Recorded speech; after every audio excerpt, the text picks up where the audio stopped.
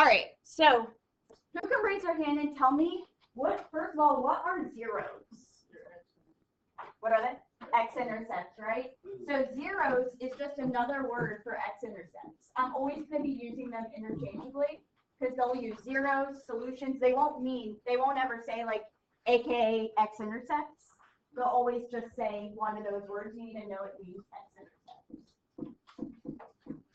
And so we know X-intercepts is where it falls on my X-axis.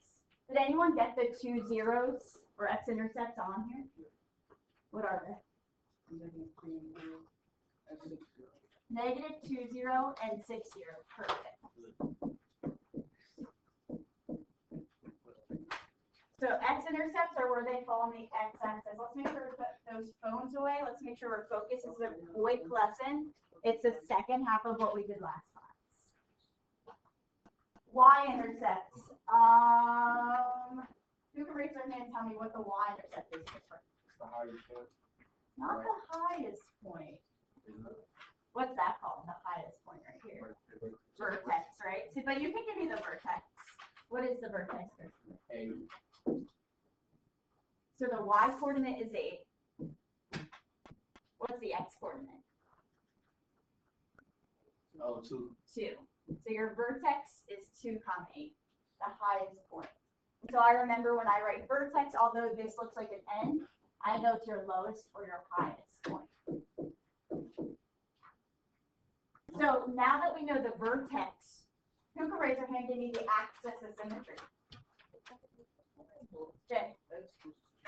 X equals 2. Remember, axis of symmetry is when your x coordinate of your vertex. So x equals 2 is the equation for your axis of symmetry. It means when I split this parabola in half, it's exactly even where x equals 2, aka your x coordinate of your vertex. Your y-intercept is where it crosses the y-axis. Who can raise their hand and tell me what is the y-intercept on this graph? Besides Jalen. Selena. 0, 6. Beautiful. Right here.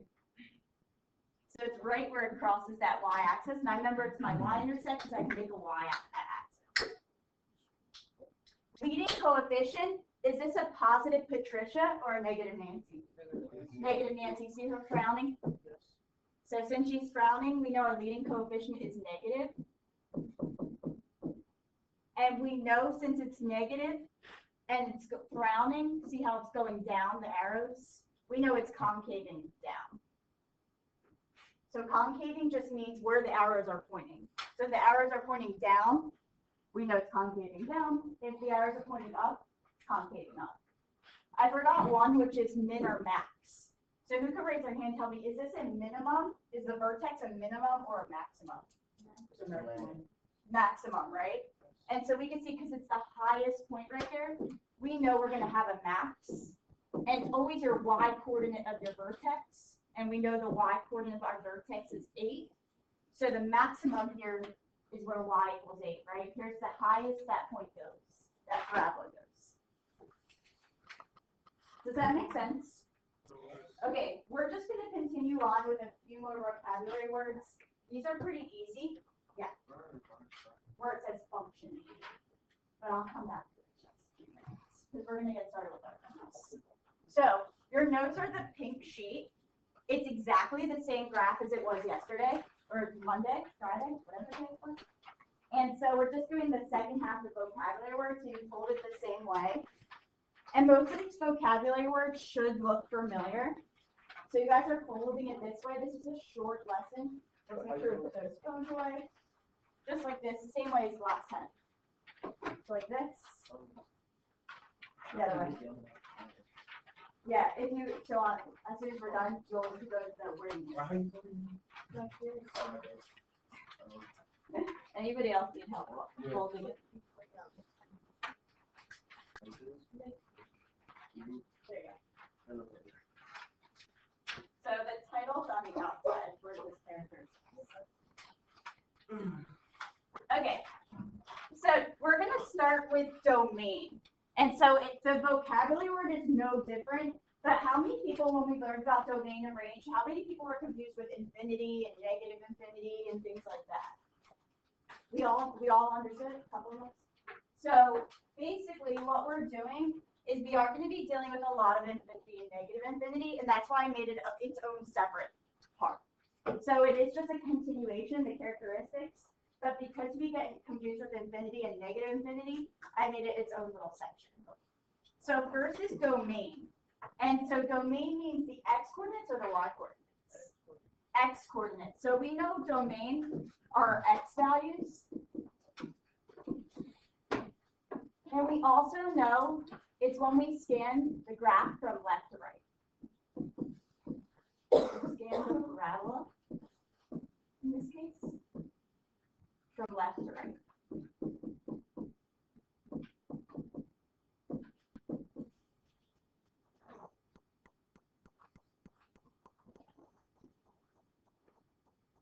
And so when we scan this, see how there's an arrow pointing this direction, right? See how there's an arrow pointing in both directions? That means it's going forever and ever. Unless it's a word problem usually, or there's a dot at some point. If there are arrows, you know you're going to be dealing with infinity and negative infinity. So the domain here, since it's going left forever and ever, because there's an arrow right here, we know the domain is from negative infinity. And see how it's going this way forever and ever? To infinity. So your domain here would look something like this. Negative infinity to infinity. Because you're looking at the x values, so when we scan it left to right, we can see it's going both directions forever and ever. If there weren't arrows, it would be different, but today we are going to be dealing with arrows in most of the students. So the domain's usually always the same. It usually always is negative infinity to infinity. What other function did we learn last unit that's always negative infinity to infinity also? What type of function? Lines, which is linear, right? Linear is also negative infinity to infinity. So is our domain of our quadratic function. So if domain is your x values, what do you think range is? Y values.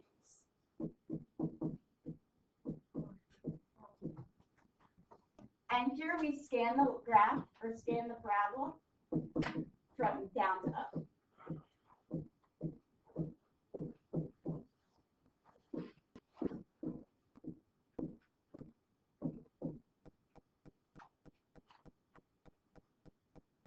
And so this one is not going to be negative infinity to infinity because we can see here it stopped at your vertex.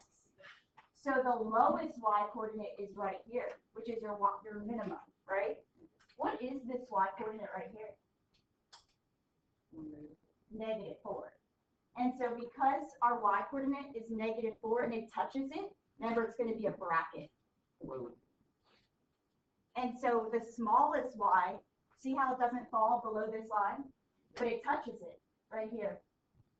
And so because it touches it, remember the brackets and the parentheses? That's when this kind of comes back. So we know our smallest y coordinate here is -4. Our largest, see how it's going up forever and ever and ever? What do you think that would be? Infinity. And it would be positive because they're positive numbers. If it was going the other direction, down, it'd be negative infinity. But since it's positive, it's looking something like that. And nothing ever touches infinity, so that's why we use a parentheses. And so that would be your range. So we scan the graph from down to up. Yes, it goes the other way, and then we can have the top with a bracket on the side. Yep. If the graph was concaving down, or it was a negative Nancy, right, like right here, and we'll go back to the do now so we can see it on the do now. But on that one, you can see the bracket would go on the other side because it would be a maximum. We'll go over that. End behavior is a little complicated, not complicated, but I'm going to do that one last. We're going to do increasing next. And so all increasing is where the graph is going up. And so as x goes up, y goes up. And so we could see we scan it left to right. So write that again, scan left to right. To see where it's going, the graph is going up.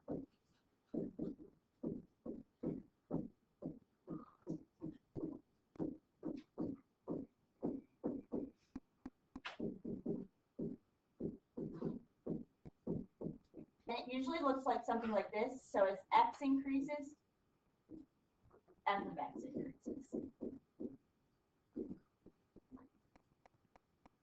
which is y. And so when we do this, we look at the x coordinates. So see, when I'm scanning, see how it's going down, down, down, down, down, down, down, and then it reaches the vertex and it goes back up. You guys see that? So you're always reading left to right, just like if I were to read this right here, scan left to right. And so right here, we can see this is the point that it goes back up. You guys see that? So that point is your x coordinate of your vertex. So we can see that it doesn't touch when x is 3, right? So when x is 3, it's not increasing, it's just staying there. Like when you're throwing something, right, and it's that point right before it comes back down, it's not actually coming back down yet. So the vertex, it doesn't increase right here, but after it, it starts to increase. So from 3 to infinity is where our graph would be increasing. So 3 and on, we could see that our graph is increasing. It could also look like this when x, right here, 1, 2, 3. So when your x is greater than 3. So it could also look like that. And when x is greater than 3, we can see our graph is increasing. It's going up. We're talking about x's though. The y would be negative. And so decreasing is we also scan left to right. We also scan left to right to see where the parabola is going down.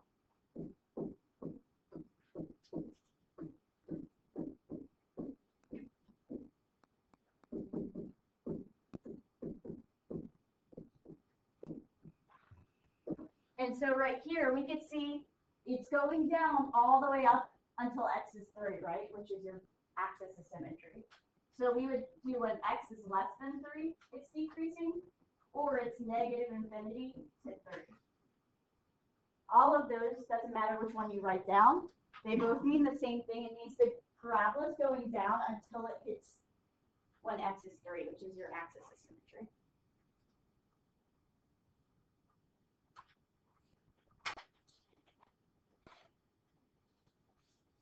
Does that make sense? Yeah. It wouldn't be -3 because it's the x coordinate, not the y. Because we're talking about the x coordinate for this one, yeah. So we always compare it to the x coordinate of the vertex. The range we would compare to the y coordinate. End behavior. And so we look at as x approaches negative infinity and when x approaches infinity. And so what that means is as the x's are increasing, what's happening to the y's right here? The purple. It's increasing, right? So as x is approaching infinity, y is approaching infinity. So as x is getting bigger, y is getting bigger. What about as x is getting smaller right here? What's happening with the y still? But even looking at the x's, so if x was -7, see how it's higher up? So y is also infinity. The y's would also be getting to infinity. And so it would always just be the opposite if it's concaving up or down. And that just means no matter what the x's are, we're increasing in both directions, looking at your y's. Does that make sense? Somewhat. Somewhat. And this is the least I care about. I care more about the other stuff. But it just means as x is approaching infinity, so as x is getting larger, so are the y's. As x is approaching negative infinity that way, the y's are also still getting larger. So, just so we can make sense of it, this is all the whole lesson today. So I'm going to go back to your do now real quick, which is function b. And so we're going to be finding the domain, range. So I'm going to pull this down right here. We're going to find the domain, range, and behavior, increasing and decreasing.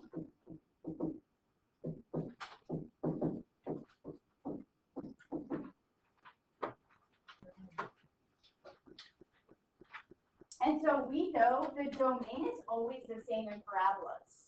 See how the domain, the x's from side to side are going from negative infinity to infinity? You guys see that? So the domain we know would be negative infinity to infinity. Because it's going both directions, sideways, forever and ever. The range, though, we can see what is the highest point right there. What's the highest y? What's your max? Right here. 8, right? And so we know that 8 would be the highest. And that's why it's on this side. The lowest, see how it goes down forever and ever and ever? That would be negative infinity. And so that's what you were talking about, Christopher. That's what it changes based on which way the graph is facing. Now it's increasing. Do you guys see? Now it's a little bit different. You always scan it left to right. See how it's increasing up to here now? So it's increasing from negative infinity. And what's your x coordinate as your vertex right there? 2. So we know it's increasing from here to 2 because we always read the graph left to right. To 2? To 2 when x is 2, right here. Oh. And we can also write it like this when x is less than 2, if that makes sense. And we know it's decreasing when x is greater than 2, because after 2, we can see it starts going down. Or to infinity. Mm-hmm. You can write it either way. Wait, is that a question? Mm-hmm. So, If it's negative, it means from when x is negative infinity, so all the way over here, no matter what, it's going up in that direction. So it's starting from negative infinity and making its way up. End behavior, we can see no matter what direction are the arrows pointing, up or down?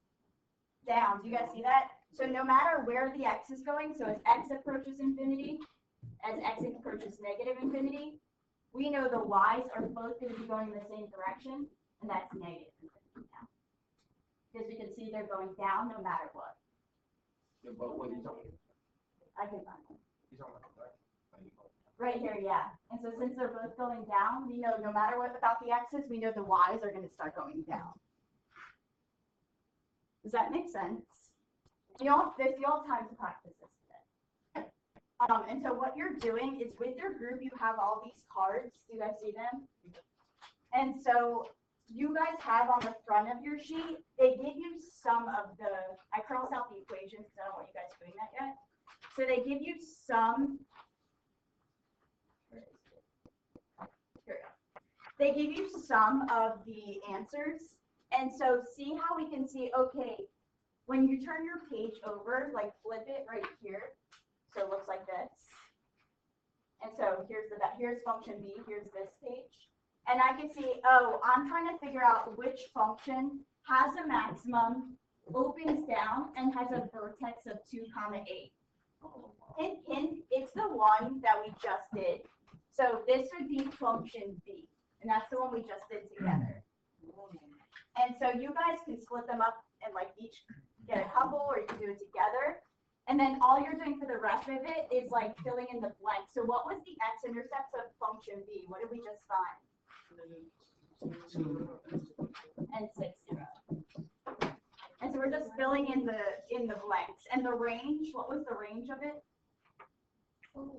The one we just did.